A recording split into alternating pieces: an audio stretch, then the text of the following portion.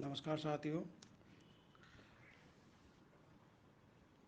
इससे पहली वाली जो क्लास थी उसमें अपन ने मुद्रा के परिमाण सिद्धांत का जो कैम्ब्रिज दृष्टिकोण है उसका अध्ययन कर रहे थे, जिसमें अपन ने मार्शल का समीकरण का अध्ययन किया था, पीगू के समीकरण का अध्ययन किया था। और आज अपन पीगू के का जो संशोधित समीकरण है उसका अध्ययन करेंगे। देखिए, पीगू का ये कहना था कि व्यक्ति वास्तविक आय का नगद रखने वाला हिस्सा अपने पास या बैंक में भी रख सकता है। अतः उनका संशोधित समीकरण इस प्रकार है: एम इक्वल टू के आर अपॉन पी, और बड़े कोष्टक में है सी प्लस एच, फिर छोटे वाले कोष्टक में वन माइनस सी, फिर बड़ा कोष्टक बंद। यानी कि एम इक्वल टू के आर अपॉन पी, कोष्टक में है सी प्लस एच, फिर कोष्टक में वन माइनस सी, कोष्टक बंद और फिर कोष्टक बंद है। जहाँ पर क्या है कि एम एम तो मुद्रा की मात्रा है, आर वास्तविक आय है, के वास्तविक आय का वह भाग जिसे व्यक्ति अपने पास नगद बकाया के रूप में रखना चाहता है, पी। यहाँ देखिए पी क्या है, यानी कि एम और पी दोनों में यहाँ ये अपोजिट पोजीशन पे है, यानी कि पी यहाँ है मुद्रा का मूल्य, अर्थात मुद्रा की क्रय शक्ति मुद्रा का मूल्य है। यानी कि मुद्रा का मूल्य होने का मतलब ये हो गया है कि यहाँ पर मुद्रा की मात्रा और मुद्रा के मूल्य में कैसा संबंध पाया जाएगा, विपरीत संबंध पाया जाएगा। सी क्या है, नकदी का वह अनुपात है जिसे लोग कानूनी वैध मुद्रा के रूप में अपने पास रखना चाहते हैं या अपने पास रखते हैं। सी क्या है, यानी कि नकदी का वह अनुपात जिसे लोग कानूनी वैध मुद्रा के रूप में अपने पास रखते हैं। और वन माइनस सी है नकदी का वह अनुपात जिसे लोग बैंक जमाओं के रूप में रखते हैं, बैंक डिपॉजिट्स के रूप में रखते हैं, वन माइनस सी। और एच है इक्वल टू कानूनी वैध मुद्रा का जमाओं से वह अनुपात, कानूनी वैध मुद्रा का जमाओं से वह अनुपात जिसे बैंक अपने पास रखते हैं। इस प्रकार ये जो समीकरण दिया है ये पीगू का संशोधित समीकरण है, जो कई बार आपको एग्जाम में पूछा भी जाता है। तो अब अपन आगे बढ़ते हैं, अब अपन लेते हैं रॉबर्टसन का समीकरण। रॉबर्टसन ने जो समीकरण दिया वो इस प्रकार है: M equal to K P T, जहाँ एम वही मुद्रा की मांग मात्रा और पी यहाँ सामान्य कीमती स्तर है और टी यहाँ एक वर्ष में खरीद दी गई वस्तु एवं सेवाओं की कुल मात्रा अर्थात सौदों की संख्या है, टी। और के मौद्रिक आय का वह भाग जिसे व्यक्ति नगद कोष के रूप में अपने पास रखता है। अब देखिए यहाँ पर अपन एक मार्शल का समीकरण, पीगू के समीकरण और रॉबर्टसन का समीकरण में थोड़ी सी तुलना करते हैं। इसका देखते हैं कि ये क्या है। मार्शल का समीकरण था M equal to K Y, जहाँ वाई इक्वल टू अपन ने रखा था Y equal to P into Q, और मार्शल का समीकरण हो गया था M equal to K P Q. अब देखिए यहाँ पीगू का जो समीकरण, जो जहाँ पी अपन कीमत इस्तेमाल करके चलते हैं वो समीकरण P equal to M upon K R था, और अर्थात इसको M equal to P K R भी लिख सकते हैं। ऐसे ही रॉबर्टसन का जो समीकरण है M equal to K P T, अतः तीनों में प्रस्तुत जो पी है वो समान है। तीनों में प्रस्तुत जो पी है वो समान, समान का मतलब ये हो गया कि यहाँ जो पी को अपन क्या मान के चलते, तीनों जगह मार्शल, पीगू, रॉबर्टसन तीनों में अपन पी को कीमत स्तर माना है। अब आप आइए कीन्स का समीकरण। अगला है कीन्स का समीकरण। कीन्स ने अपनी पुस्तक ट्रैक्ट ऑन मॉनेटरी रिफॉर्म में मुद्रा के परिमाण सिद्धांत का नगद बकाया दृष्टिकोण प्रस्तुत किया है।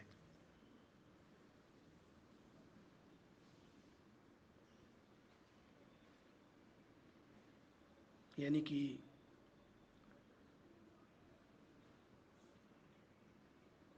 उनके अनुसार मुद्रा का परिमाण सिद्धांत ये है, बताता है कि दी हुई व्यावसायिक एवं बैंकिंग की आदतों और दी हुई संपत्ति एवं वितरण प्रणाली के अंतर्गत समाज द्वारा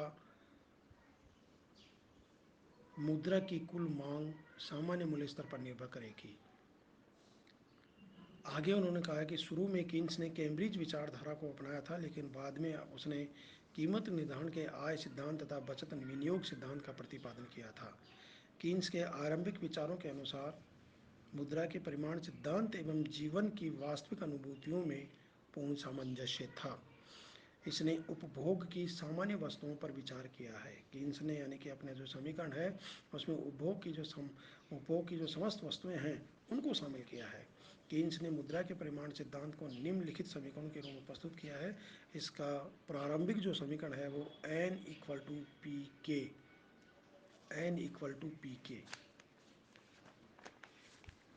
अब n=p के, n यहाँ है प्रचलन में करेंसी की मात्रा अर्थात मुद्रा की कुल मात्रा। p यहाँ उन्होंने उपभोग वस्तुओं का कीमत स्तर लिया है, यानी कि अपने समीकरण में उन्होंने उपभोग वस्तुओं को शामिल किया, इसलिए उपभोग वस्तुओं का कीमत स्तर p है। और k है उपभोग की इकाइयों की वह मात्रा जिसे व्यक्ति मौद्रिक बकाया के रूप में अपने पास रखना चाहता है। अतः n=p के इनका जो समीकरण है, यहाँ पर अगर k को स्थिर माने तो उपभोग वस्तुओं के कीमत स्तर p में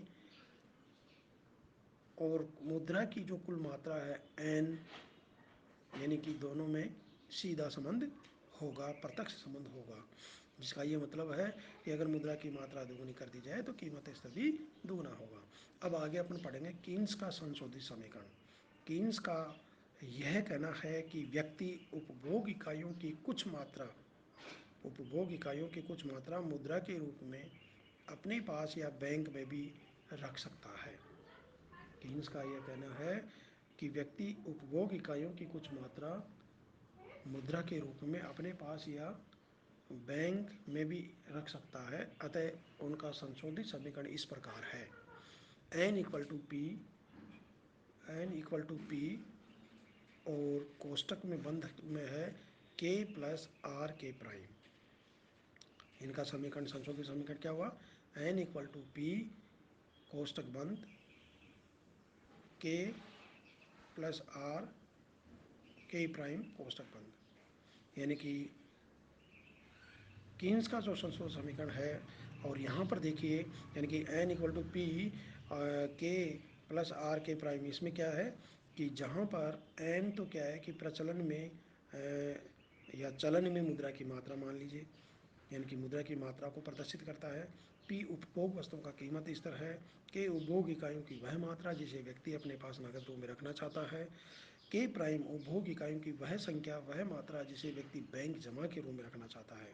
और r बैंक का नकद कोष अनुपात अर्थात बैंक रिजर्व अनुपात है।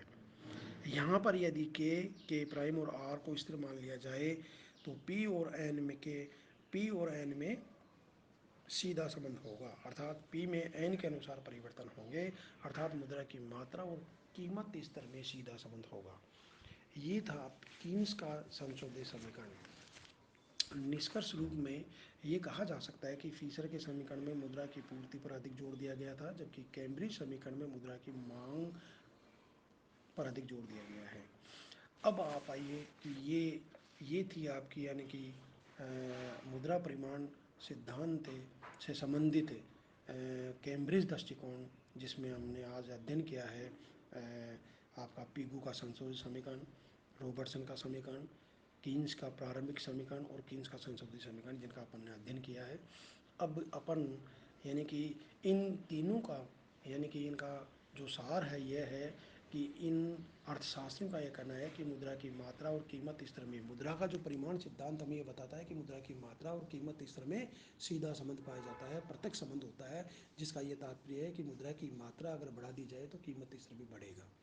साथ ही उनका ये भी है कि मुद्रा की मात्रा और मुद्रा के मूल्य में विपरीत संबंध होता है, विपरीत संबंध पाया जाता है, जिसका ये मतलब है कि मुद्रा की मात्रा दुगनी कर दी जाए तो वो मुद्रा का जो मूल्य है वो आधा हो जाएगा। और इनको अपन डायग्राम के आधार पर भी अपन स्पष्ट कर सकते हैं। धन्यवाद।